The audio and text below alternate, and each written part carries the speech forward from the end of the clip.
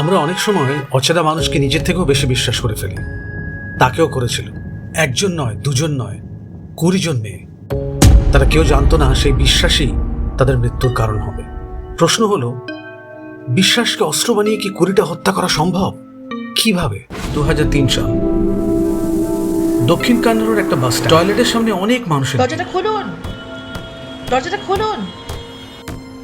দরজাটা অনেকক্ষণ ধরে বন্ধ। ভেতরে কেউ একজন আছে, তবে সারা শব্দ নেই। মনে হচ্ছে এবার দরজাটা ভেঙে ফেলতে হবে।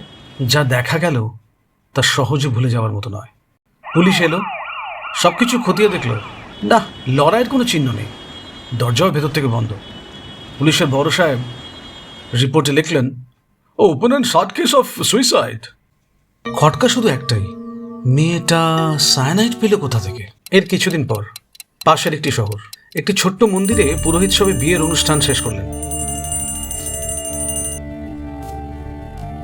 মেয়েটি বুঝতেও পারে না যে মানুষটি আজ তাকে সমাজ ও পরিবারের চাপ থেকে মুক্তি দিয়েছে, সে একদিন তাকে পৃথিবী থেকেও। এর পরে যে ঘটনাগুলো ঘটবে তার শুরু কিন্তু এখান থেকেই। 2004 থেকে 6 এরকমই আরো কয়েকটি ঘটনা। সদ্য বিবাহিত একটি মেয়ে, সে নিজে থেকেই বাড়ি ছেড়েছে, সিঁথিতে সিঁদুর আর পরনে লাল শাড়ি। আর তারপর সস্তার কোনো লজ অথবা বাস স্ট্যান্ডের টয়লেট, প্রাণহীন দেহটা পড়ে থাকতো।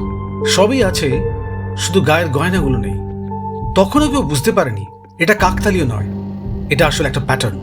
একের পর এক ঘটনায় পুলিশ যখন দিশেহারা, সে কিন্তু নিশ্চিন্তে ফাঁদ পাচ্ছে তার পরবর্তী শিকারের জন্য। সে ছিল একজন স্কুল টিচার, বিবাহিত, সন্তানের বাবা। আর মেয়েরা জানতো সে একা, অবিবাহিত, তার কাছে ভালোবাসাই সব।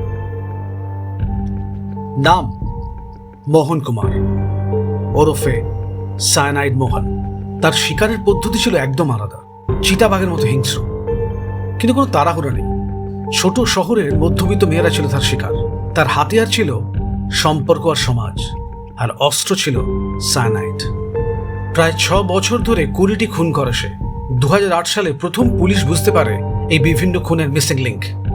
আর তার ঠিক 1 বছর পরে 2009-এ মোহন কুমার ওরফে সায়ানাইড মোহন ধরা পড়ে।